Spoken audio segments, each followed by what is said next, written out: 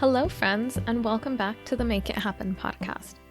I am Melanie Moreno, the host of this podcast, along with a writer, blogger, content creator online, and also an artist.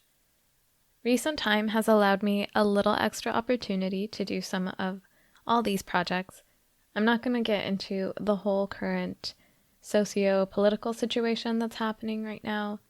I've had to be really cautious of what information I'm taking in personally because it takes an emotional toll. I'm an empath, so I just feel things very strongly. When I hear bad news, it weighs me down and it makes me get really stuck in a mindset rut where I keep reading the same information and researching it and ruminating over the issue. Naturally, I think many people are stressed or panicked when our sense of safety and security is unstable in ways it hasn't ever been before. But once I've had my initial freak out and have sat on the information for a little bit, I can comfortably move forward. So I'm choosing to move forward because I can adapt. We have to adapt. In one of my earlier podcast episodes, I asked Michelle Mercado of Vibrancy with Michelle how she is able to move forward when there is a problem. I probably said it in different words, but I can be a bit of a dweller on situations, mostly because I so strongly see the vision or the expectation I had for something, and when it doesn't go the way I expect, I'm floored. So what she said is kind of that she tries to avoid stress at all costs. To stress over a situation that you cannot change the outcome for anymore is pointless. If there is something you can do to change the outcome, then go ahead and ponder over that. But if not, move on. We are always going to have stressors, as she said in that episode, but it's just how we choose to see them that really determines our happiness. Her episode is so great. Again, in case you haven't listened to it, definitely check that one out. I don't think we have to be blindly optimistic in the face of bad news, but we do have to keep a creative state of mind. A creative state of mind allows you to accept a problem rather than fight it. And once you accept that something is a problem, that's a really magical time because then you can work on solutions or options that are within your control. I have tons of ideas for how I would like to contribute personally and make this a better time for all of us. I know we could all use a little perk up. I'm utilizing this time to further my online projects and also hopefully put something interesting together with my art. I was attending events and sharing my art in local community events, and I'm looking at other ways I can share it, given the circumstances.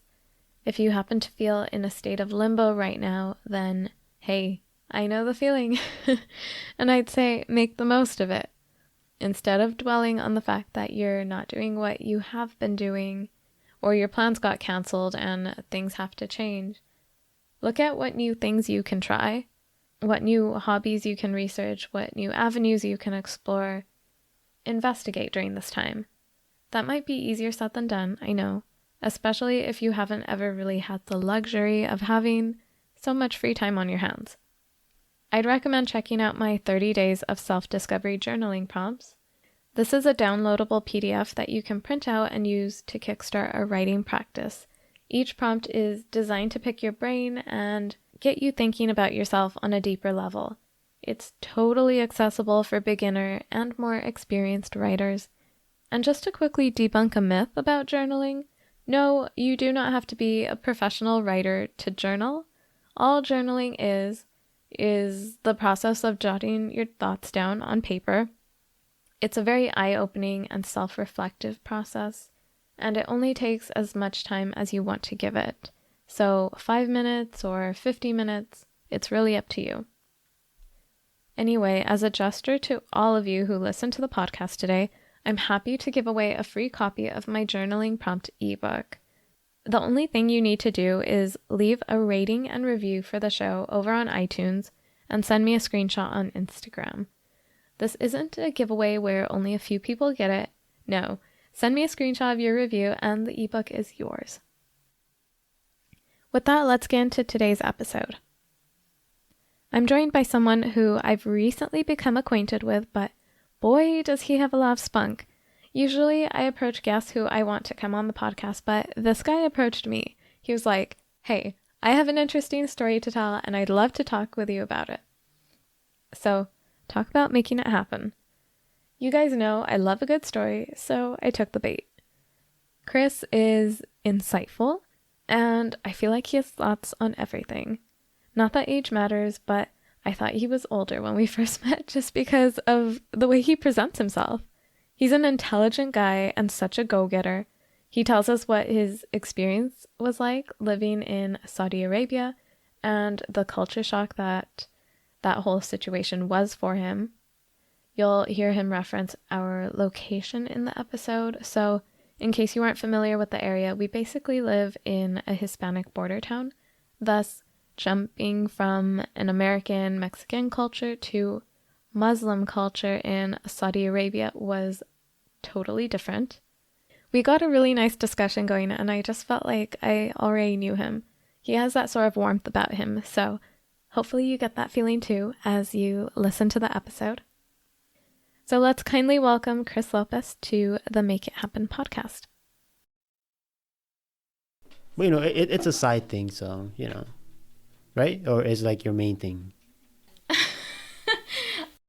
I feel like I'm the interviewer interviewing you. Interesting, yeah.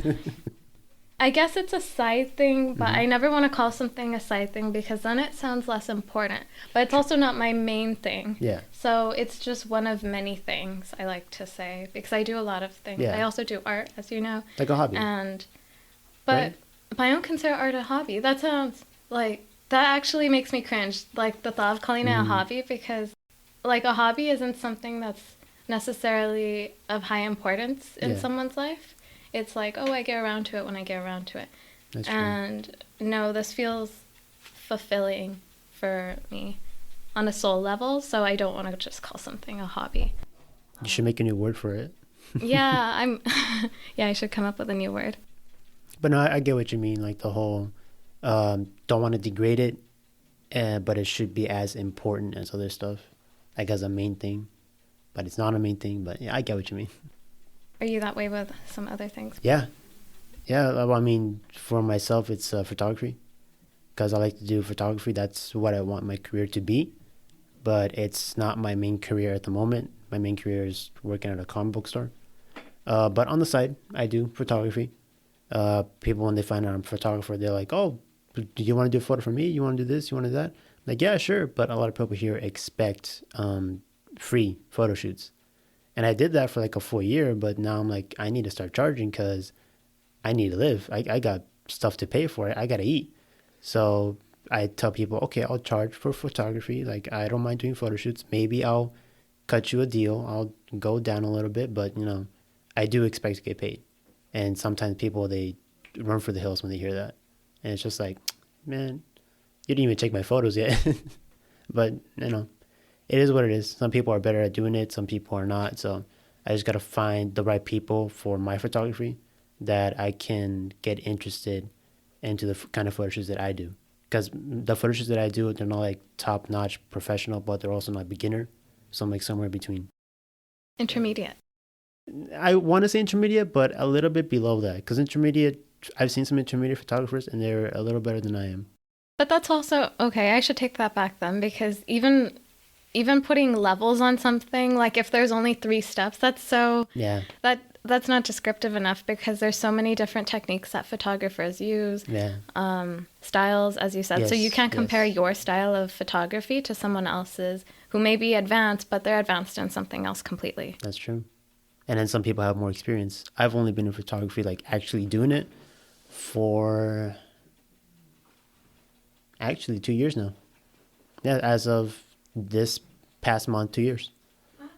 First as a photographer for the Ivy Press, then as a photographer for a wrestling company here in the Valley, and now I just do it solo. Well, okay, we're ready to get started.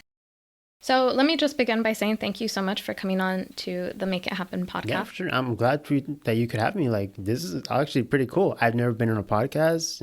I find it to be an honor. and I can't wait to be like, part of the series. So it's a cool opportunity. So let me just have you begin by introducing yourself, state your name, and let listeners know a little bit about you. All right, so my name is Cris Lopez. Later on, I will say that I will say right now that I have another name, but I'll mention that later on. I'm currently 20. Currently 20 years old. Turned 20 in January.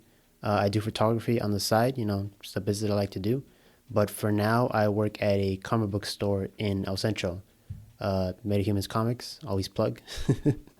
uh, I'm a student here at IVC. I want to study photography as my main career, but at the moment I'm taking general classes to, be able to take my transfer to SDSU in San Diego. And, I'm a guy that likes art.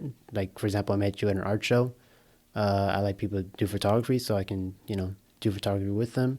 I'm always there for my friends. I'm the kind of guy who likes to do things for their friends when they're feeling down. If they need a friend in need, I'm usually there. And I'm a guy who likes to dance. So yeah, that's a little info on me. I think that's really cool that you identified some of those qualities, like being someone who's there for your friends. I've interviewed a couple of people and Yeah, I've never had someone say that. Usually people are like, this is where I work or this is my passion project, things like that. But no one ever describes qualities like that. That's really interesting. I find that a quality that a lot of people say is not a quality, but I think it is because all qualities, for example, it's something that a person finds interesting about themselves, something that's unique to them, being nice in this, or being like, for example, somebody that has talent in a certain area. But I find being nice is uh what's the word? Description in itself, like something that people should know about somebody. A lot of people, whenever they would tell me, "Oh, what's your special talent?" or "What do you like to do?" As a kid, I would always tell them, "I'm helpful. That's what I like to do. I'm a helpful person. I like to help people when they need it. I like to be nice to people when they should be treated nicely." And people are like, "That's how is that a thing?" I'm like, "To me, it is. Like from when I was a kid till now, I still believe that." So if people ever ask me, "Oh, what kind of person are you? What do you do? What do you do this? What do you do that?" I tell them I'm a nice person. And that's pretty much the basic thing about me, like what you need to know about me. I mean, a lot of people throw around the word nice. So what do you feel like being nice means? Is it just basically giving people respect when you're talking to them or answering a call when a friend needs you or I don't know, like what do you consider nice to be? Because I also I thought it was really interesting when I first met you. I got the Yeah, impression that you are assertive and kind of a go-getter, like you yeah, just go after. So those aren't two things that usually someone who's nice isn't necessarily a go-getter yeah. in I don't know. I mean, not that they have to be the kind of person who gets stepped on all of That's like, true. but yeah, so I just found that to be really interesting that you consider yourself to be nice, but yet you are also very motivated. You just gotta find the area that you can put yourself in in regards to being nice and being a go-getter. For example, for myself, I used to be what people call a doormat. So I would be really nice, but to the point where people would take advantage of me. For example, in middle school, I used to be nice to my friends and help them do their homework. But it got to the point where people would say, "Can you do this for me because I didn't come to class?" Or "Can you do this assignment for me and I'll pay you back, this and that." And I was like, "Well, we're friends.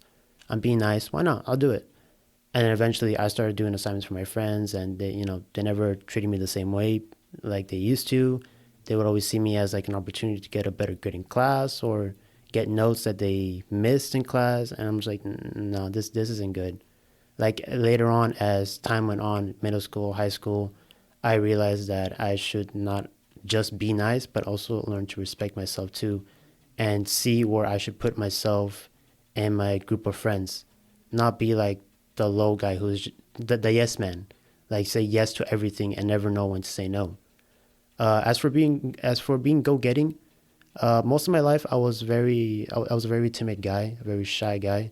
Never really went out much. Always stayed indoors. It had to do with my parents being pretty strict. The religion that I used to be in, the lifestyle that I used to live.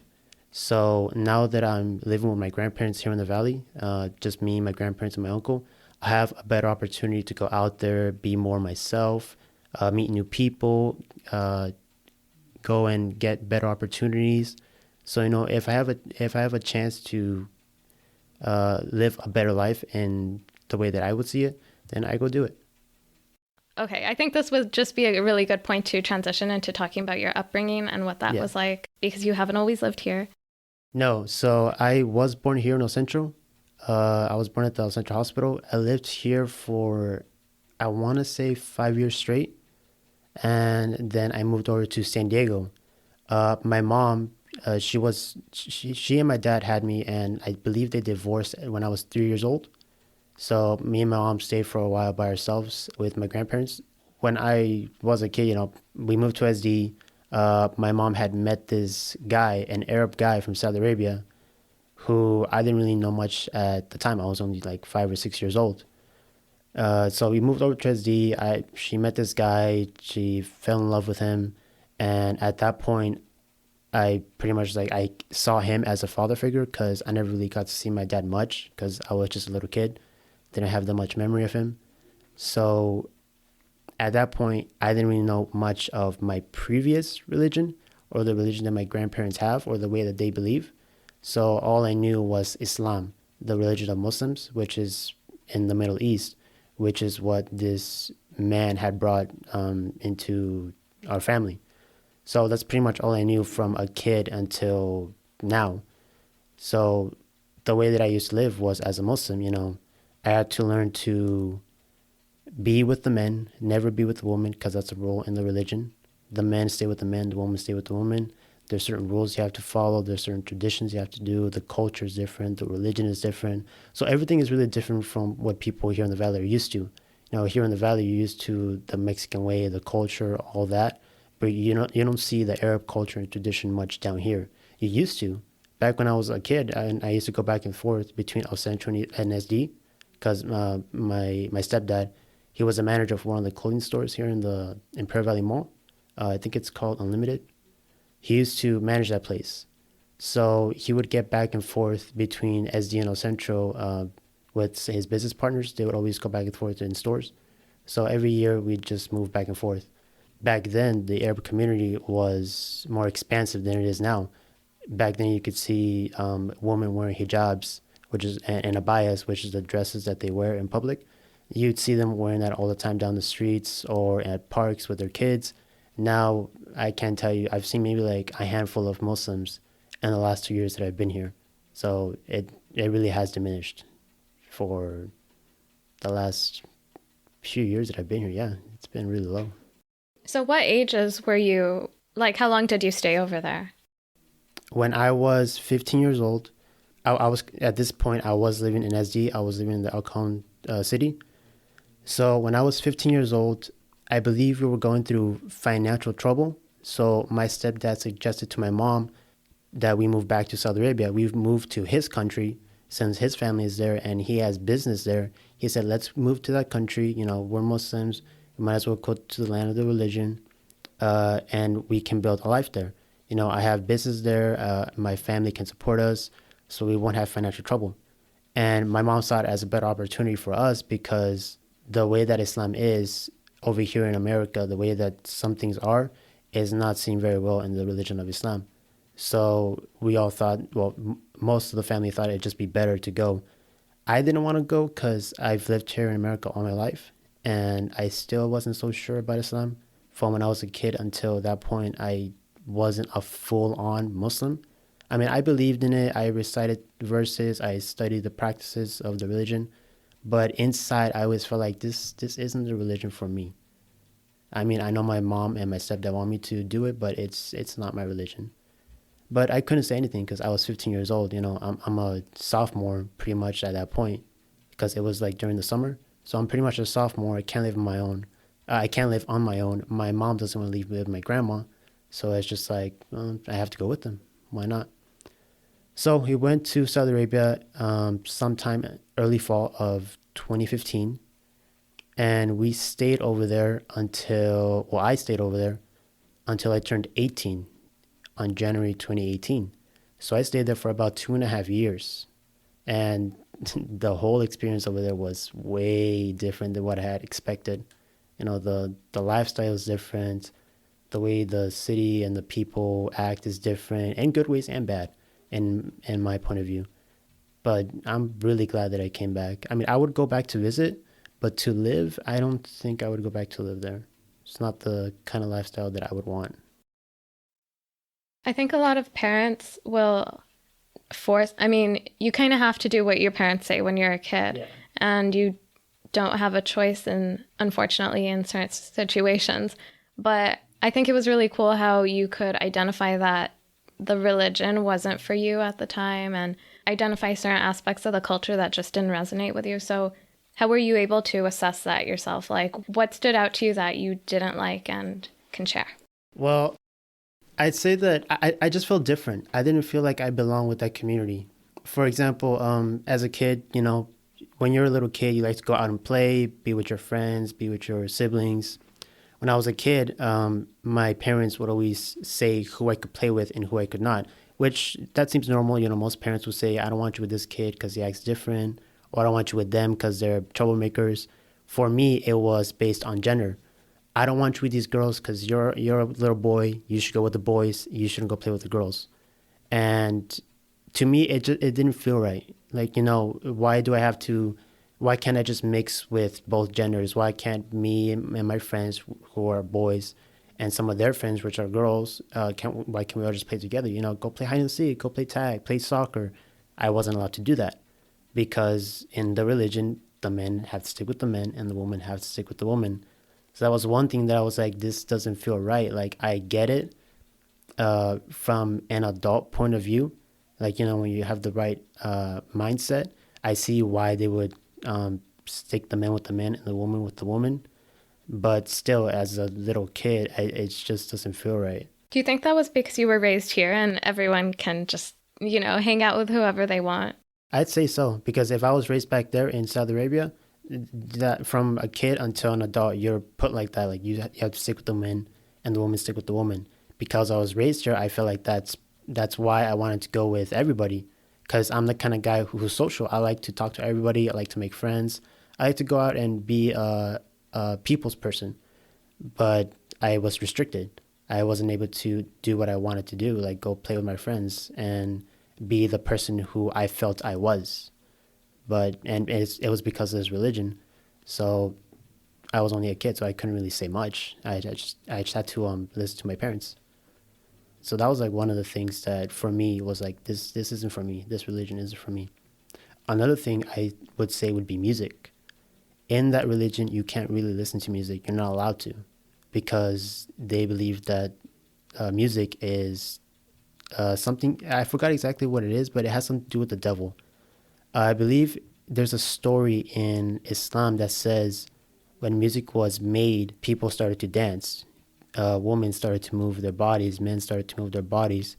And nowadays, if you see that, it's seen like as a sexual thing. I would say, I don't want to phrase it as that, but in terms of what I'm trying to say, I would say it best fits. It would seem as sexual, it would seem as attractive, seductive, and in the religion, we don't like to follow any of that. People in Islam, they're like, we should rule out seductiveness, attractiveness in that kind of way. And I like to listen to music. I would, as a kid, I would listen to music on the side secretly. One of the first people that I ever listened to music to, people have mixed feelings about this guy, was Justin Bieber. First song I ever heard was his song Baby. And I didn't really care what people say, like, oh, this kid he's annoying, he's bad, he's brought up wrong. Whatever people said back then, I didn't care. I never got to listen to music until I was like 10 or 11 years old. I listened to his song, I liked it. And then from then on, I just kept hearing music on the side. It came to the point where I have a music tattoo here on my left wrist, a bunch of play buttons. A play button, a stop button, pause, a forward and backward. I got this tattoo over, how Apple and Spotify has those buttons where you play, pause, and go on to the next music? That's what I got the tattoo from. Because I always have headphones on and listen to music all the time. I mean, when I came in, you saw me with some Bluetooth headphones on right now. So that's also another reason why I was like, this isn't me. All the things that I want to do, this religion is restricting me. And I don't see it as a bad thing, but what can I say? Do they also restrict your internet usage over there? I mean, I assume everyone's allowed to have a computer and Yeah. access to the internet, but are there certain websites that are blocked or I don't know. I guess I wonder if there's any limitation on access to information. For internet, I wouldn't say there was limitation. It's pretty much the same like any parent. Like, you can only spend this much time on the computer. You can only play this much time on the computer. Website wise, there isn't anything that I can think of that was specific in the religion. It's pretty much basically what any parent would restrict their kids to. Like, don't go to this, don't go to that. One thing that my parents, I don't know if this is religion based, but one thing my parents did do that most kids got to do and I didn't was that we were only allowed to watch animated movies. We never got the chance to see movies that had like real life actors or actresses in it. We could only see animated movies.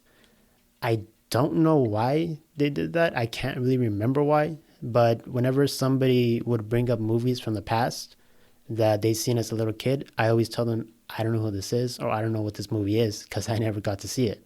I never was able to. But if you told me an animated movie from Disney, from Pixar, from wherever, I know right away. I know the movie because that's what I watched as a kid all the time. So there were some restrictions, but religion based, I don't think so.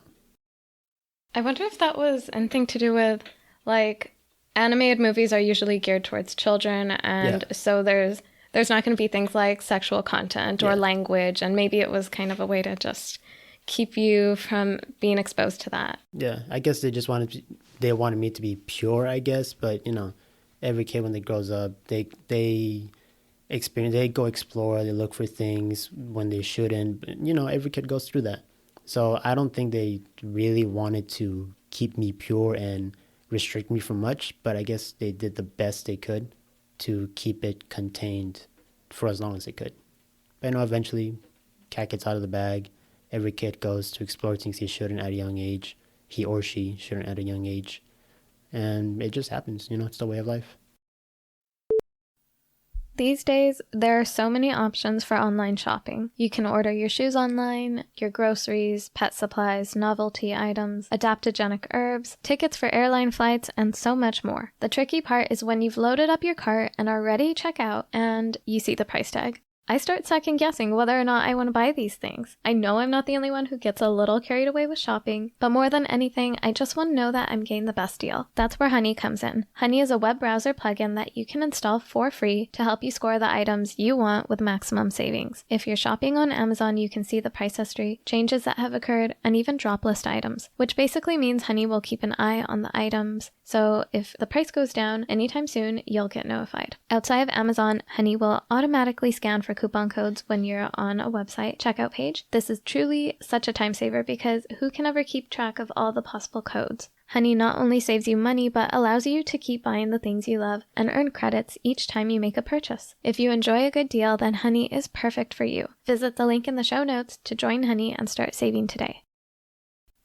The fastest way to drive nowadays is by grabbing a Lyft. It's not only faster than shuffling through public transportation, but it's convenient. You can just schedule a ride for when you need it and utilize those minutes in the car for yourself. Replying to texts, editing your Instagram. The only thing you probably don't want to do is start a phone call. Don't be that guy. For a fast and affordable way to ride, download the Lyft app using my referral link in the show notes and snag yourself $5 in ride credit. Again, download the Lyft app using my referral link in the show notes.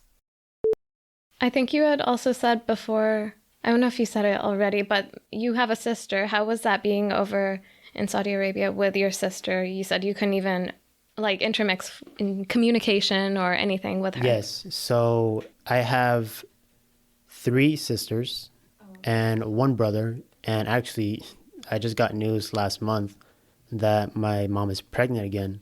So I'm going to have another sibling soon. Don't know if it's a boy or girl yet, but I'm hoping for a boy because I want another brother.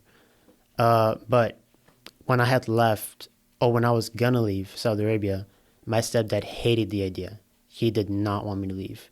He said that you're gonna be this bad person. You're gonna go clubbing. You're gonna do this. You're gonna get tattoos.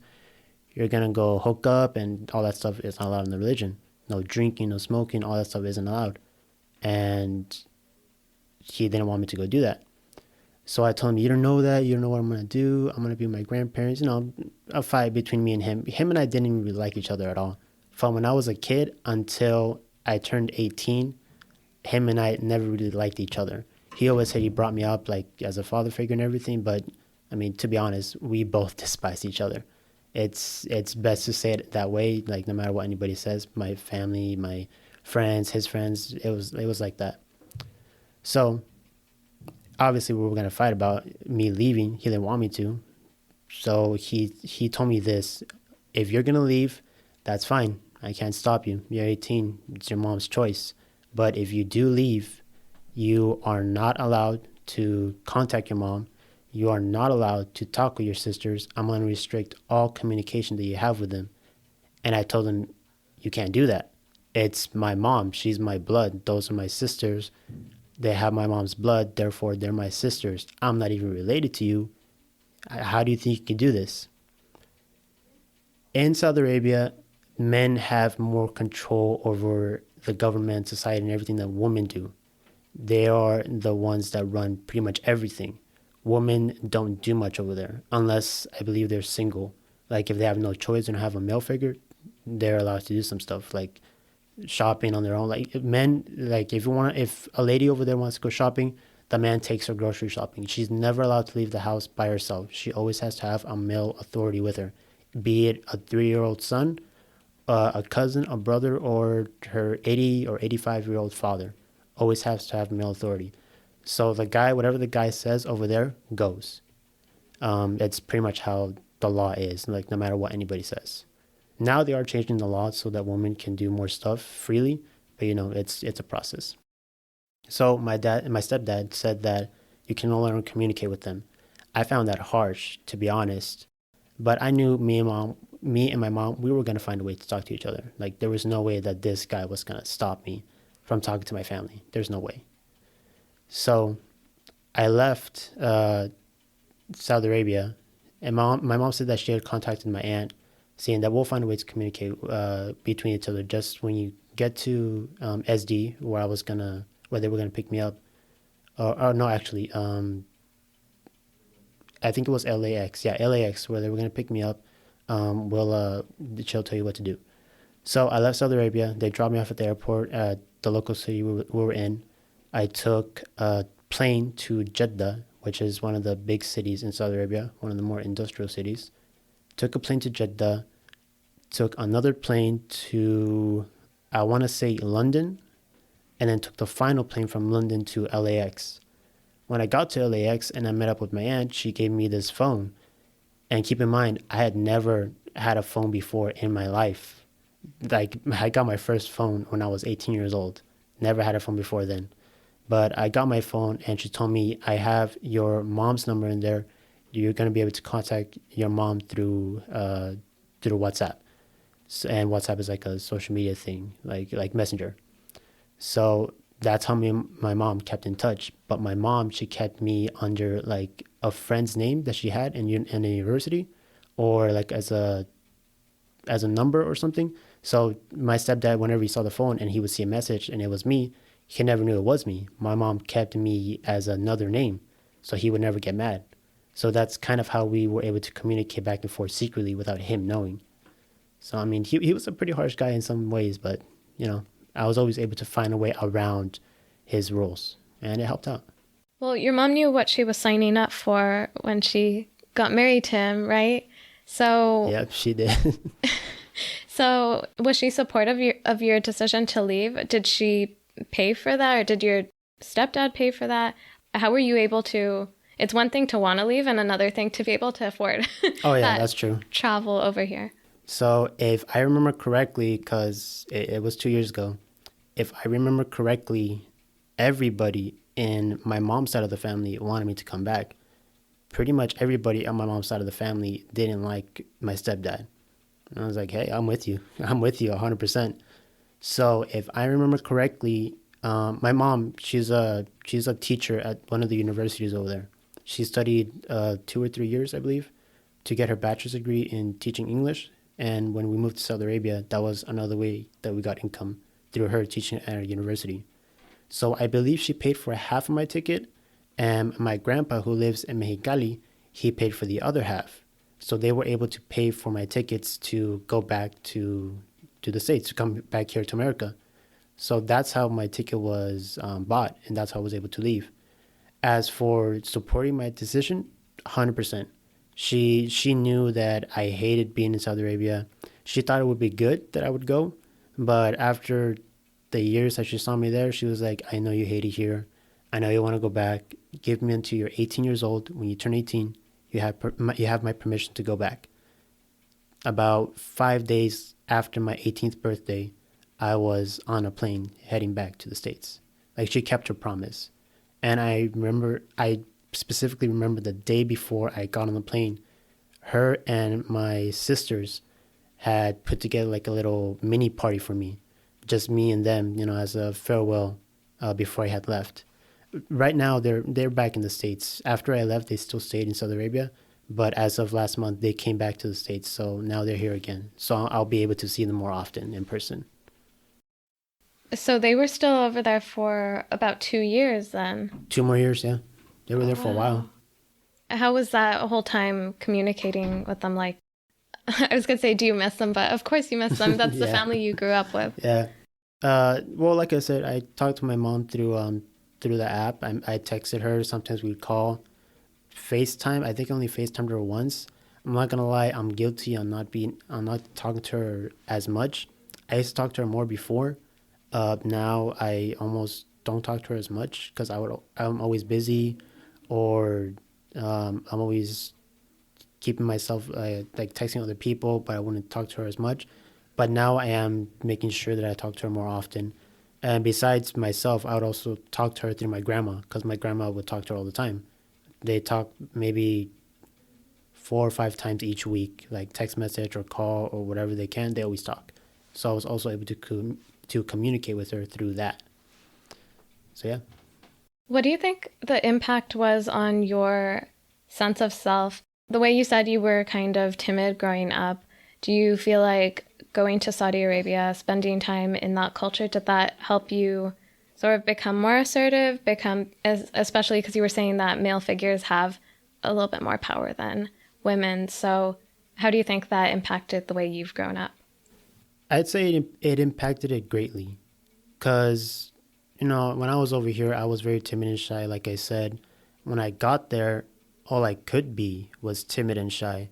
I didn't really know the language, so I couldn't really talk to many people in the community. All the kids around my age, they would go out and play soccer, but they would speak Arabic. I didn't know much Arabic. I only knew enough words and phrases to get me around town or to go do some shopping for the family, but that's it. And I didn't want to learn Arabic because I felt like if I did, it would give my stepdad more reason to keep me in Saudi Arabia. So I was very stubborn on learning the language for 2.5 years, and he hated it. He hated it so much because he had to do everything. Since I was like of age, I guess, if you could say, 15, 16, I could do stuff for the family too, but I couldn't speak the tongue. So he was forced to do everything, and I couldn't do much. He would always be mad about that, but inside I wouldn't really care because you brought me here. You're gonna have to deal with everything. I never wanted to come, so that's what he had to do. The experience there did help me become a more outgoing person because when I was over there, the way that it is in my family, for example, my stepdad, he has a daughter of his own that he had from a previous engagement, a previous marriage. Because that daughter is not of blood with me or my side of the family, I could never see her. As I'm well aware, as I'm sure a lot of people are well aware, women have to cover up to hide their body or their curves from men, from the eyes of men. And that's pretty much how her and I had to live. We lived on, and we lived on the third story of this building. And the way that the house was set up, and most houses are set up like this over there, my room was pretty much separated from the rest of the family house. So the family had the kitchen, the living room, the bedrooms for the girls and my little brother, their bedroom, all that stuff. My room was my room, a bathroom, a guest room, and a second exit from the house. So because her and I were not related, we could never really see each other. I could never see her. She could never see me. Like I said, men with the woman. No, men with the men, woman with the woman. My bad. So whenever, for example, I wanted to go to the kitchen, she would have to go to her room and stay in there until I was done being like in that part of the house. And when I got back to my room, I would close the door and she could come out. So we were never allowed to see each other. It was not a thing that could be done. Um, because of that, I would always be by myself in my room. Like my home was four walls and like an extra room, but you know what I mean, like the concept of it. That was my home for like 2.5 years. I would go out and do stuff, but stuff that I had to do, like grocery shopping, go pray, because praying over there was a big thing. Go with the family at the park sometimes, but that was like a routine and never changed. And I was also homeschooled over there, so that's all I did: homework, study. That's it. That's all I did. So I was very limited to what I could do. So I believe because of that, I started to, like, as soon as I broke out of that bubble, I was like, now I can do so much more. I'm back here. There's so much more I can do. I can go, I would walk a mile down the street from my house and I would be extremely happy because I couldn't really do that back then because I couldn't talk to anybody. I didn't know anything around that area. Everything's in Arabic. I could barely make out a few words. But if I walked down, like, I don't know, Imperial Avenue, a mile down the road when I first came back here, I would be beaming. You would see me smiling. Anybody down the road would see this 18-year-old guy, be like, why is he smiling so much? Because I'm back in the States. I'm walking down the road and I'm able to like go to these places, talk to people, be a more sociable person than I was when I was back in that house, back in those four walls where I couldn't do anything. So it definitely made me into a character. It made me into the person that I am now. So I guess it was a positive experience, but it was also like a negative experience as well, like all that I had to go through. Maybe you were very, like, kind of just felt sheltered yourself, and that's why coming back, you just decided enough is enough and no more being the shy guy. You just wanted to talk and explore and get back into the world. Oh yeah, trust me. You ask any of my friends, they know how sociable I am. It's even come to the point where some of my friends, if they need something, I know a guy who knows a guy, or I know somebody who can get this done. Like if they're looking for somebody or they're looking for contact, they usually ask me because I know somebody who can get it done. That's how sociable I am. I talk to friends to be friends, and I talk to people for business. I talk to people to be an acquaintance. I just like to be sociable because I never had that chance before. Now I do, and I take full advantage of it. So it's really I would say one of the best aspects of who I am as a person today. If you're comfortable sharing, what is your current perspective on religion? What's your sense of spirituality like now? Like what I believe in. Yeah. So I do get this asked a lot because I was right now I'm not a Muslim. I don't follow the religion of Islam anymore. But people do tend to tell me, "What do you believe in then?" I always tell them, "I just believe there's a God, and I believe you need to do good. Pray for your sins, your forgiveness. That's it. I don't need to do the whole traditions, the whole religion thing, the whole culture thing. Every religion has their own version of God, or at least one version, while some religions they have many gods. And in my mind, I'm just like, I don't know which one's right. When I was a kid, I was made to believe that this is the right religion. What if it's not? What if Christianity is the right religion? What if Buddhism is the right religion? I don't know which one is right. They all have very good teachings, but I don't know which one is the right one for me. So I'm just going to believe that there's a God, and I'm going to believe that I have to do good to be good, and that if I commit sins, I pray for forgiveness, and that's it. Other people, they do all this other rituals or traditions, and I don't see that as something that I would do. So that would be my take on religion for myself, at least now. Maybe in the future, I will have a mindset where I believe there's a specific religion for me, but at this moment, I don't. I just believe there's one God, and that's it.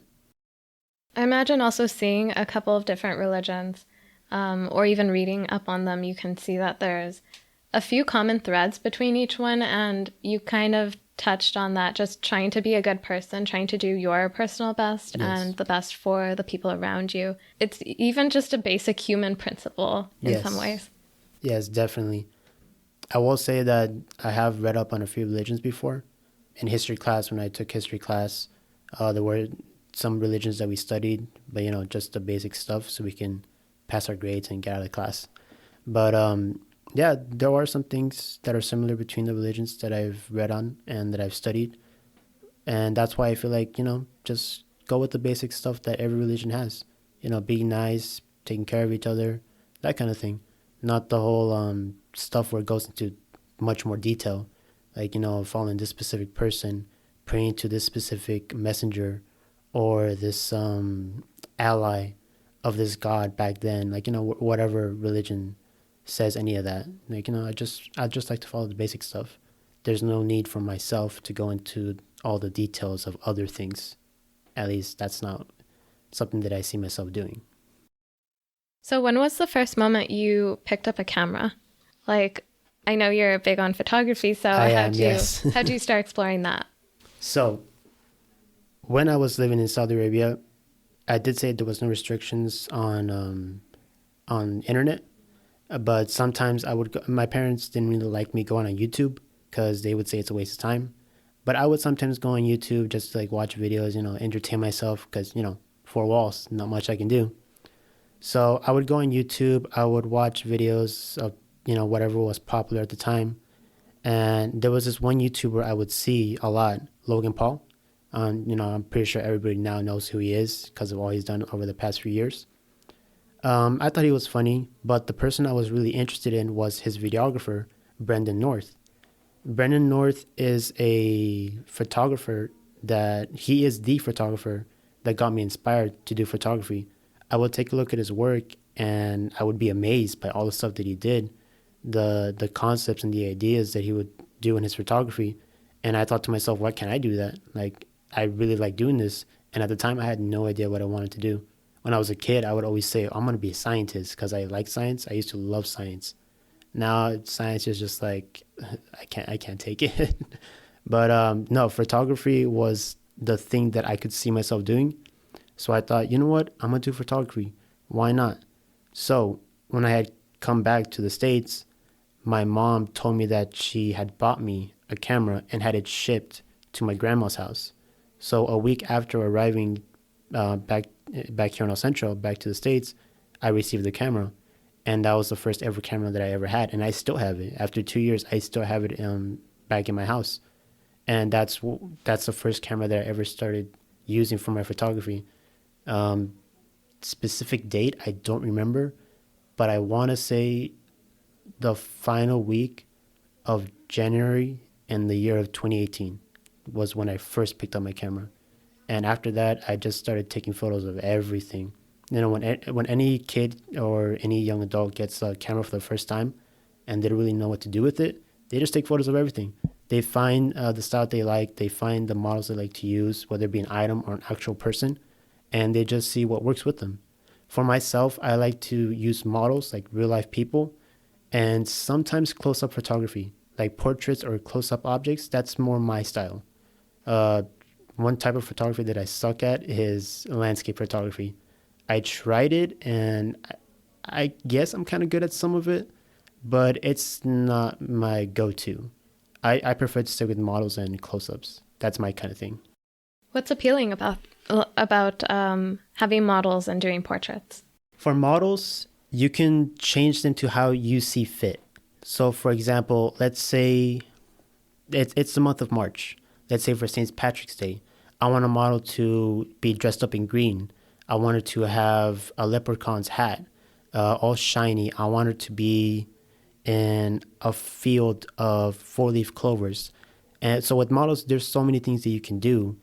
Granted, they're willing to do it to shape the photo to how you see fit, to how you want it to be. For example, Brendan North, the guy that I follow for photography, one photo that he did recently was Are you familiar with the Playboy bunny thing? Like, the little bunny that has like the bow tie and the long ears. Oh, okay. A lot of The people, character. yeah, The that character. character. A lot of people get like tattoos of him and everything. One picture that he recently did was he had these three models dressed up in, um, I want to say a one piece swimsuit, like a black one piece swimsuit, heels, little bunny tail on their back, bow tie, and the Ariana Grande bunny mask thing. So he had him dressed up in that, and he had him in this little car on Hollywood, or no, in Beverly Hills. And the way that the photo was that one model was in the car, one model had a stop sign and telling the car to stop, and one model was just like walking across. I forget exactly what he named the picture, but I believe it was kind of showing like how what do you call it? I don't remember exactly the phrase he used or the way he described it, but it had to do something with the fame in LA. And the way that he puts his photos, like he has a meaning behind every photo that he posts. Every big project photo that he has, he puts a meaning behind it. And that's what I like to do with mine too, as of recent. Sometimes I just take photos for fun or because I think they look appealing, but my main goal is to have a good meaning behind every photo. So with models, I feel like that can be done more easily than it can be with, for example, a field of flowers, which a lot of people do, but I don't feel like there's much meaning behind it, unless you're really good at words and you can find meaning behind it. So that's why I choose to do models more than like a landscape. Sorry, and close-up photography, uh, it depends. For example, let's say I want to take a picture of a butterfly, and this butterfly has a really nice color and a lot of cool details to its what do you call it? The color of the back of their wings and all that. Like it just looks really beautiful overall. I would take a close up picture of it because I would want to show all its details. So that's another thing that I like to do. So that's why I would choose those two types of photography over others. I think it's interesting that you mentioned your motivation behind using models for photos is more of capturing the vision you have in your mind. And usually, I guess what I've heard is that a lot of people who do photos of people, they're trying to bring the vision that person has to life. The person who maybe hires them and says, hey, I want like wedding photos and that sort of Yes, thing. So it sounds like you're coming at it from a different approach. I would say that, and I would say also because of my skill level. I have gotten people that told me we would love for you to be our wedding photographer, or do you take quince photos or stuff like that? And I usually turn those people down because A, I don't feel like my skill set is ready for that yet, and B, I don't feel like I have the right equipment for that.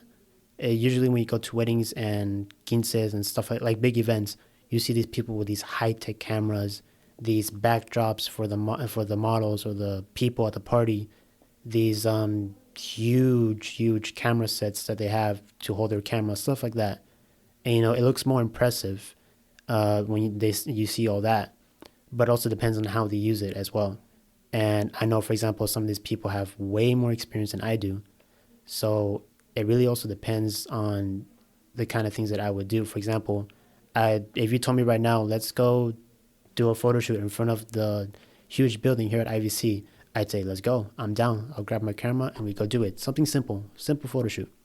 But if you were to tell me right now, I'm getting married next week and I want you to be my photographer, I would have to look into the venue. I would have to look in what kind of photos you'd like. I'd have to look in the kind of photos that I would want to take. I have to make sure I have the right equipment. So there's a lot of stuff that goes into it. And, I'm a college student, so I don't have the money to get all that kind of stuff yet. But hopefully in the future I will be able to. What's your perspective on lighting? I feel like lighting is everything with photos. Lighting is everything. I can't tell you how many times I messed up when I first started photography. I would post. I think I still have some of my photos on my Instagram where my models, they had such harsh lighting on them, and people wouldn't tell me anything. Like they would say, it looks really cool, but it's a little harsh on her skin here or her forehead. It looks too bright. They would be nice about it, but I myself took it like, man, I really need to upgrade on this. So what I did for lighting, and I think what a lot of photographers do, is they start using black and white, because black and white, it helps to because when you use color, you have to focus on everything: the background, the color, how the model's gonna look, all that kind of stuff. When I would use black and white, I would only focus on lighting, because the black and white, it's not gonna change much. If you have a background, okay, cool, it's just gonna be black and white. If the model's wearing like something colorful, okay, it's just gonna come out black and white. What really focuses more on black and white is the lighting, how good the model looks. Um, One black and white picture that I took once was a recreation of one of Brendan North's photos, where he had these three roses that he held in his hand, and he dipped paint all over them. And I thought, okay, let me try and do this as a practice for lighting. So I did the exact same photo, and I took it in many places of where I lived. I took one outside on a really hot day, so that's all the lighting I needed. I took one in a more dim setting. I took one where I had what do you call it? A flashlight right over it, and I compared them to how they were. So I would use the lighting to see where my style fit. So it also depends on the photographer as well. For example, some photographers like it to be more dark, for example, on a model on one side, but they want a lot of light on the other side. Or some people, they like to have more details done on light than they do in the dark. So I can definitely say lighting is a big deal in photography. Do you feel like you've established your style and your sort of, I think every photographer that you admire has a signature touch to them, and you can look at a photo and be like, oh, this is their style of photos. Do you feel like you have yours set? I am still exploring a lot of stuff, but one specific type of photo that I do usually take with my models is the use of nature. What I usually do is I would have a model use a flower or a bush or be behind some kind of shrubbery, so I can take a good picture of her face, like a portrait, a close-up portrait. And that's usually what I use as a signature photo. I would have my model behind that. I would have, if there isn't any sun, I would have some kind of light shine down on the leaves. So when the photo comes out, you see the model either like on the side of her face with some of the shadows from the leaves going onto her face, and there's also some light. So I would say it's kind of like a tiger in the woods, or like a lion creeping in the grass. Like you have that kind of like, I don't want to say menacing, but that kind of fierce look, hiding behind nature. And that's usually my kind of signature photo. That's what I've made my signature photo. That's cool. Okay. I think we should get started on some closing questions for the podcast. For sure. So these are questions that I ask everyone who comes on the podcast. The first one being, what is your sun sign? My sun sign? Mm-hmm. In astrology, your main zodiac sign, do you happen to know? My main zodiac sign, I know my zodiac sign is the Capricorn. Oh. I don't know, is that the sun sign? I don't know much about astrology. That's cool. Yeah. Yeah, that is your sun sign, Capricorn. That's interesting. Okay. Can you see that, me being a Capricorn? I can see it, yeah. I like when people say that because they get to know me first, and when they find out what my sign is, they're like, oh, okay, now I see it. It's like, yeah, that's me, Capricorn. Go goats. Well, maybe if you read up on it, do you feel like you resonate with the sign? Yeah, I'm definitely grounded. A lot of people say I'm very hardworking. I can't tell you how many times my advisors have given me props for being hardworking. My friends and my fellow classmates, they always tell me, you're always hardworking, you're always there for us, you're always there to help us out. And I'm like, yeah, it's just what I like to do. I never knew that was an aspect of the Capricorn until I found out later on more about my sign. It was like, okay, I see it. I guess I really am a Capricorn. Yeah, that's definitely me. What are 3 things that make you feel like your best self? These can be products, routines that you have, anything. Make me feel better about myself? Like your best self. Make me my best self. I'd say music. Music makes me my best self. Being silly, because I'm always goofing around. I'm always dancing around to... I'll be dancing to a song that's playing in my head. Nobody else is hearing the music, and I'm just like, oh yeah, Renegade, Lottery, this and that. I'll just be listening to a song in my head and be goofing around. I'll tell random jokes all the time, whether they'll be dark or have no response to them at all. Um, what I think really makes me my best self is the people I surround myself with. For example, my friends, that I do a lot for them.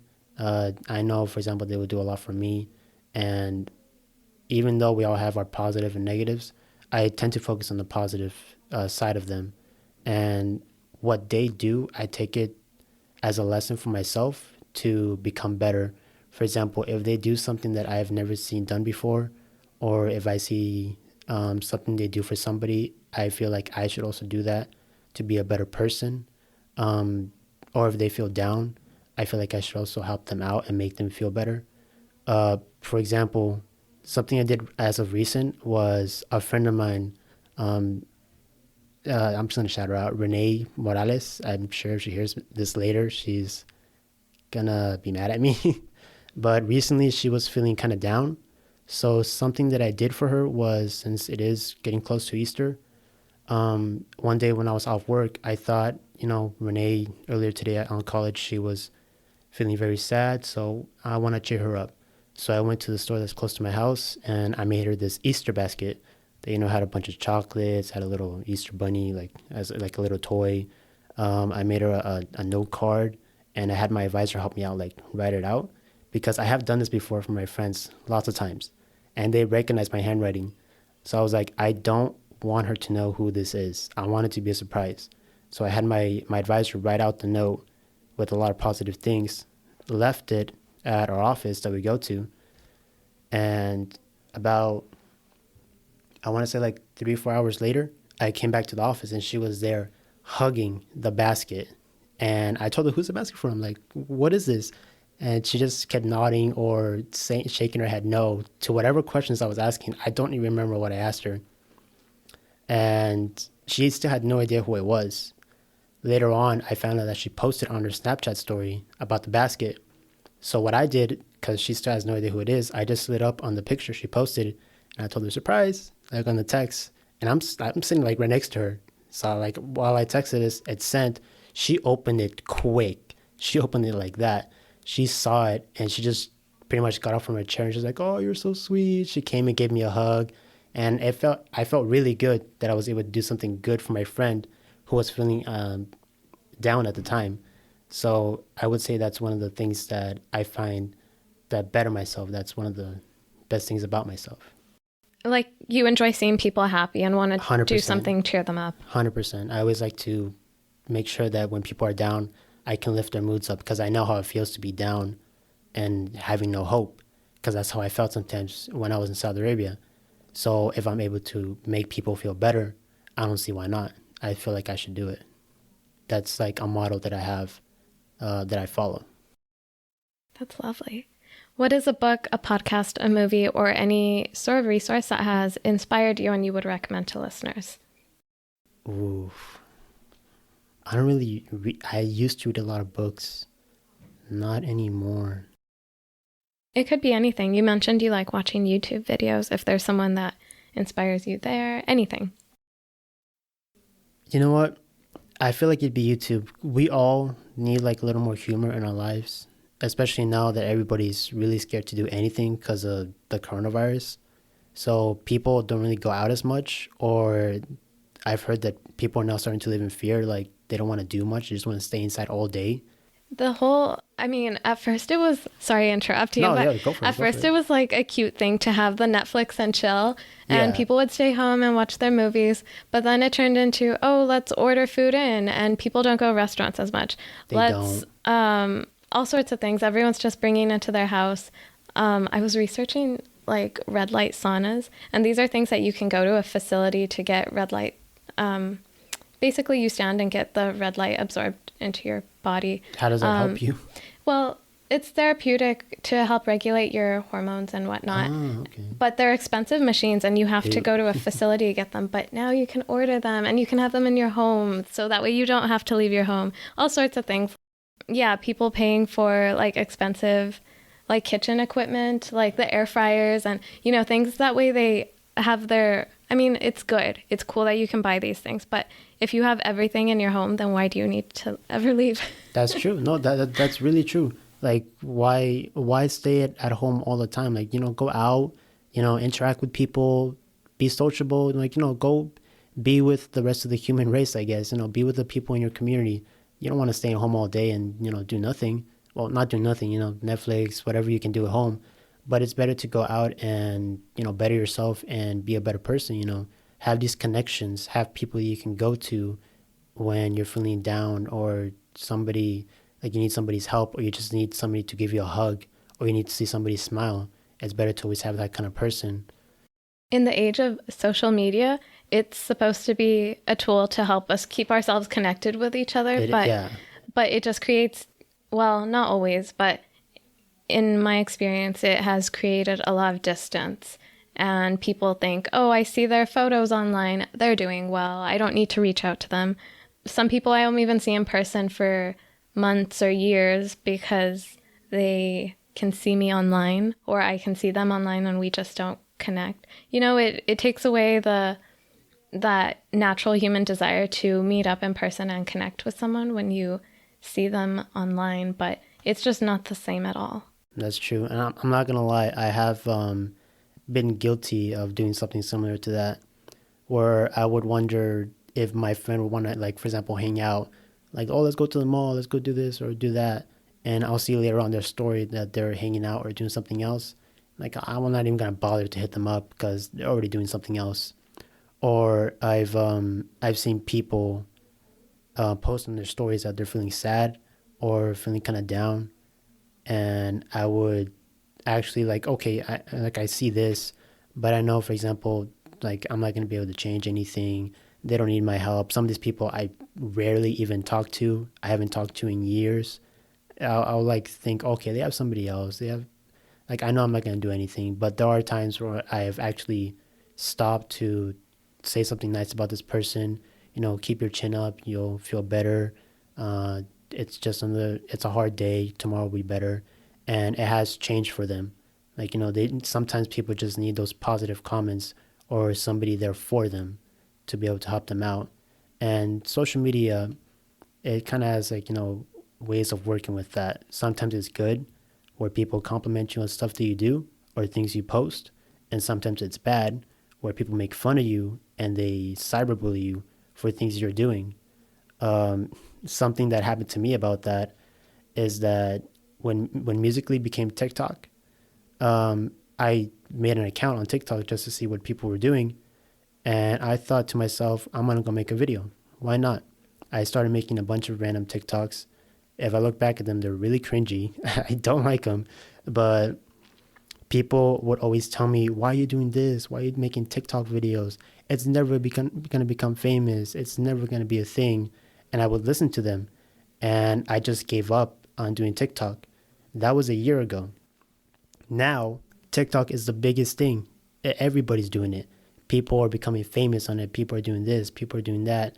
Some of those friends from back then, like last year, that told me that it was pretty much a dump, that TikTok was nothing, they're making TikToks. They're making videos.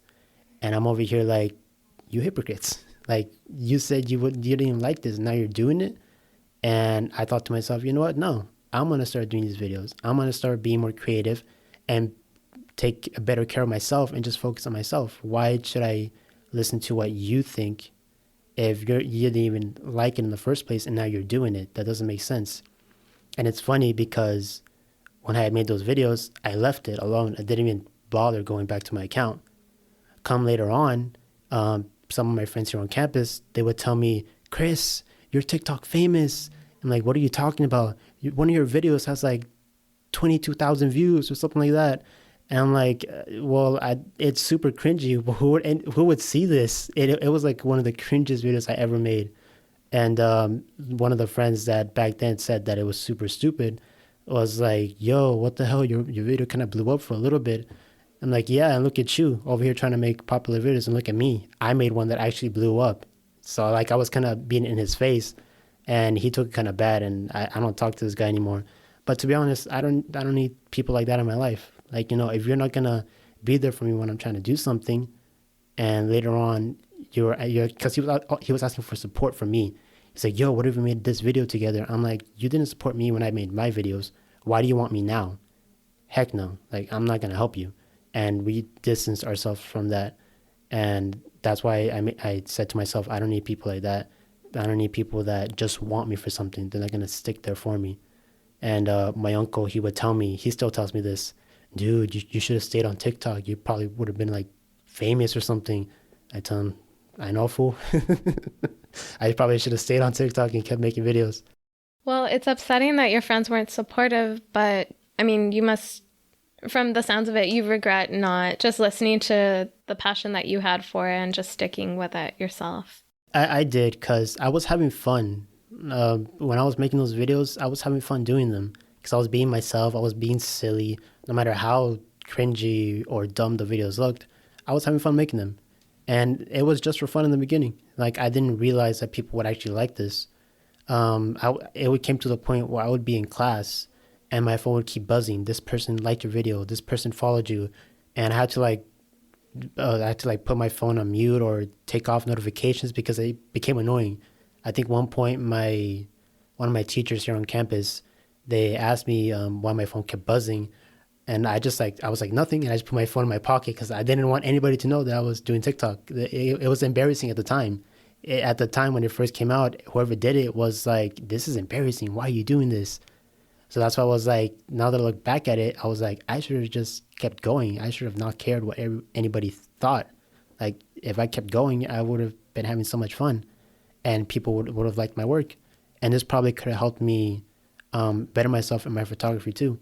Because nowadays people make videos or TikToks where they take photos, they do behind the scenes photo shoots, and they show the photos that they made from taking a picture of some random stranger at a mall or something, and people like that.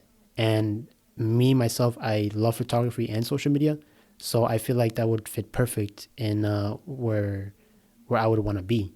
Like, that's my kind of field work. Mm-hmm. Okay, I'm definitely going to ask you about your social media handles. Oh yeah, do you for still sure. use your TikTok? Do you want to? Yeah, sure. Why not? Why not? All right. So my TikTok is Cris_album. My name, Cris, is spelled Cris. A lot of people spell it with an H. I'm sorry. I think I had messaged you and Did spelled you? it. I think I spelled your name wrong, but I don't remember. okay. Should I look right now? I'll go back and delete that. No, I don't mind people doing that because, they always say like, oh, that's cool. You don't have an H in your name. Like, yeah, I only have 4 letters. Is that your full name or is that a nickname? My full name is Christopher G. Lopez. That's my birth name. I never mentioned this before, but my legal name is an Arab name that my parents changed when I was 6 years old. My legal name is Ahmed Abdullah. Ahmed comes from one of the names of the messengers from Islam. He had like 98 names that people would call him. Ahmed was one of those names. And the last name, Abdullah, means servant of God. So that name was given to me when I was 6 years old. And legally, that's still my name here in the U.S. But I prefer to go by my birth name, Christopher Lopez, but people just call me Cris for short. Because I feel like that name is my past self, my past life, and I kind of want to put that behind me. But, college student, and changing a name is a lot of money. So I'm working on that. But people that know me, they call me Cris Lopez. But yeah, my TikTok handle is Cris_album. And, for Instagram, because that's where I put my photography, same thing, Cris_album. That's my social media go-to names. I think I cut you off earlier when you were going to recommend a resource. You mentioned YouTube. Were you going to say a specific YouTube channel to check out or YouTuber? It depends on what, because there are some channels that I see just for fun, for humor. Yeah, it's what you like and what you think maybe somebody out there would enjoy listening to or checking out. I'd say for those who are into gaming and they want to laugh at somebody who gets scared a lot in gaming, this YouTuber called Eddie VR. You know what a VR headset is? You know those things that you put on, and it's like virtual reality, like you're actually in the game. He does that kind of thing, that kind of gaming, and his videos are pretty funny because he's Mexican. So, for example, he'll say things in English, but sometimes if he gets scared, he'll say them in Spanish, and he'll start like cussing out in Spanish or saying things in Spanish. And it's just really funny the way that he reacts to things. Every time I watch his videos, it humors me.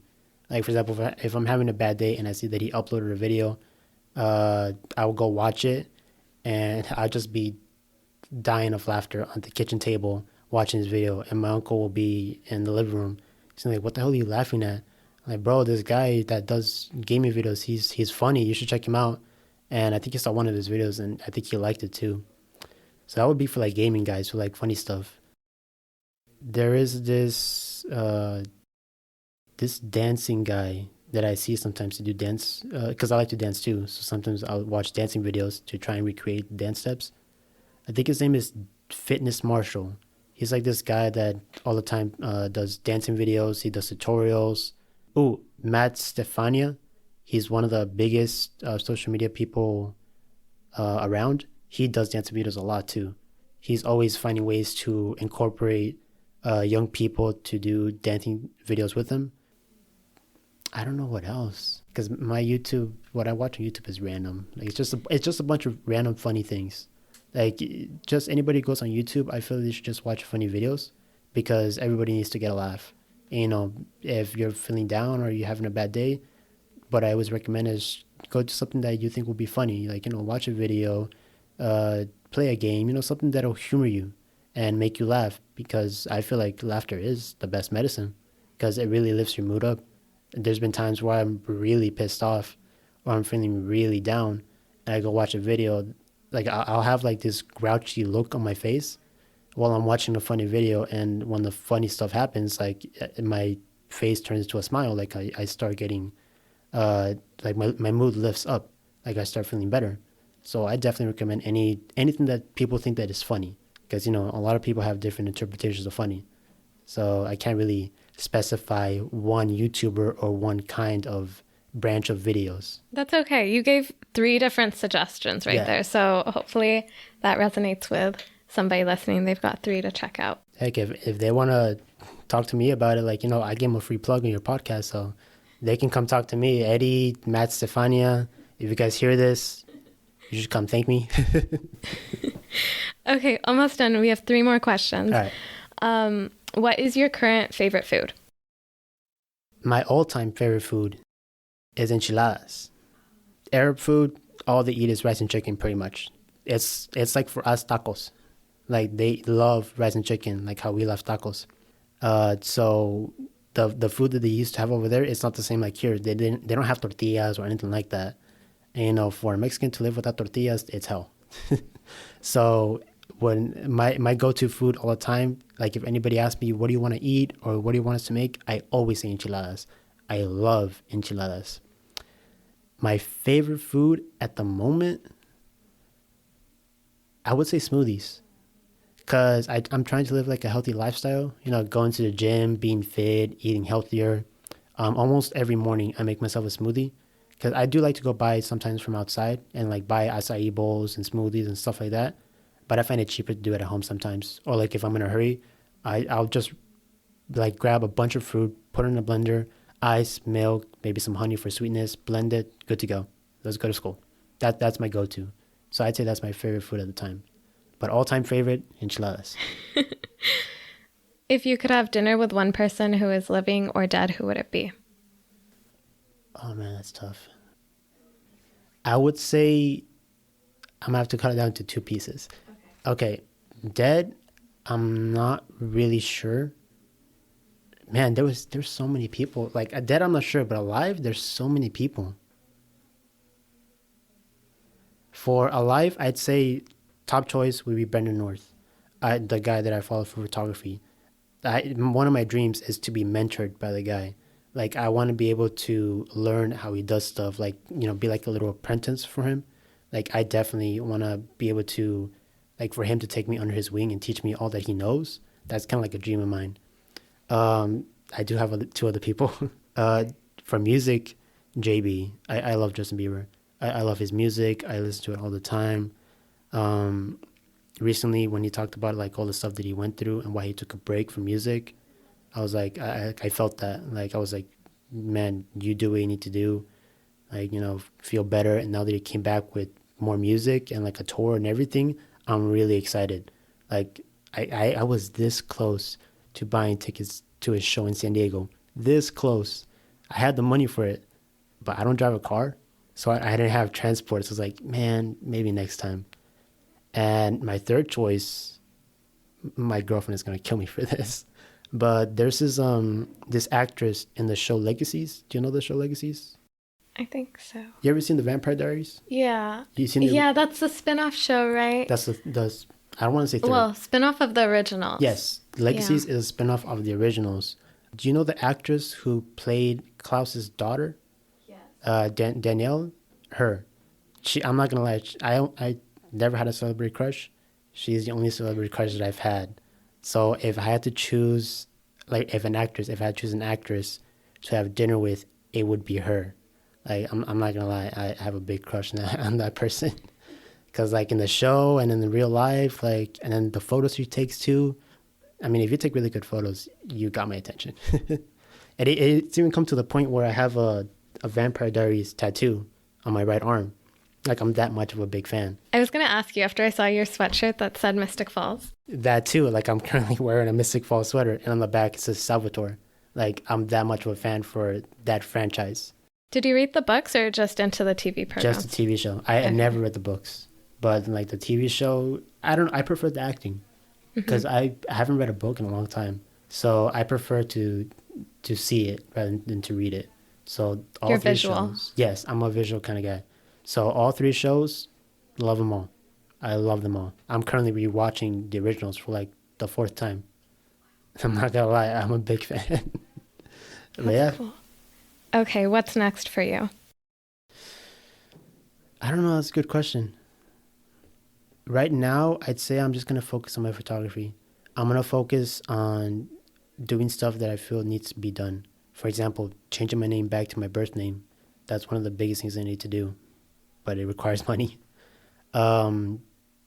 Working harder. Right now, as I said, I'm working at the comic book store, but I'm always trying to find new ways to, like, financially, like, prepare myself for everything. Like, being able to afford a place to live, move out. I do want to transfer to SDSU because I love the city of San Diego. I used to live there most of my life, so I love that place. So for me, I'd say focusing on photography, being able to afford a place to live, and go live in San Diego where I feel like I could pursue my dream in photography. And I feel like a lot of the people that I do want to meet, famous wise, live in LA. I know I can't live in LA. It's too expensive. But I feel like I have a better shot in San Diego. So if I go to San Diego, it's not that far from LA. What, like a 2-hour drive? Maybe, more or less. So I'd say that would be my next move. Being able to afford a place to live, focus on my photography, and make a career for myself in the big city.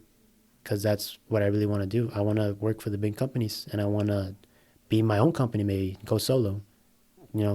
Cris Lopez Photography. Why not? Yeah, why not? That's cool. Okay, thank you so much, Cris, for sharing your story. Thank you for having me. This has been a pleasure. It was really fun. Thank you. Thank you so much.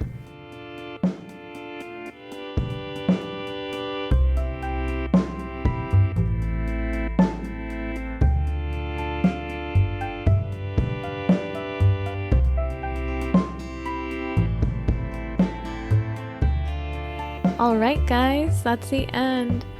I feel like Cris and I could have kept chatting forever. He's an interesting character for sure. I mean, it doesn't hurt that he also has a massive love for the Vampire Diaries and the original series. I used to watch both of those shows on the CW, and literally, I didn't have a single person to talk about the shows with. Well, except my mom. It's a wonderful thing that sites like Netflix, Hulu, and Amazon Prime exist so that people can dive into shows like these even past their air dates. Which, now that I think of it, is Also, a fun way to utilize some extra time on your hands, guys. Go watch some shows or some movies that you may have missed. There's no time like the present. I'd love to hear what your favorite part of this episode was on my latest Instagram.